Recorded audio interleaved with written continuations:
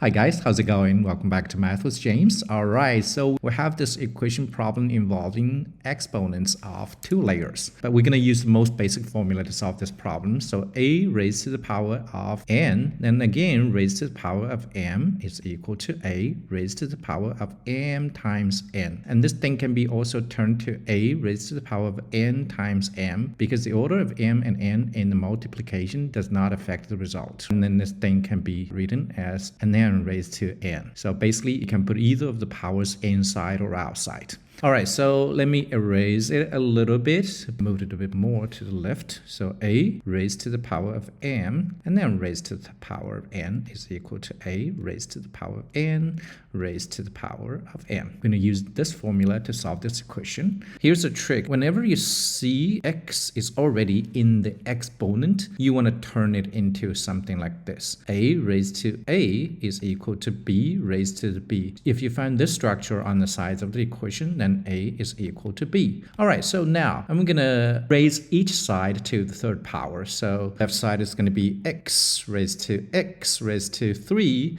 I'm going to raise this whole thing to the third power again. And then right side has to be raised to the third power to keep the equation valid. All right, so now basically we can move x raised to 3 out and move 3 in. That's the magic, right? So now suddenly you have the base raised to x raised to 3. Base and the exponents, they're the same. And you look at this thing as a whole. So that's basically the a raised to the a structure here already constructed.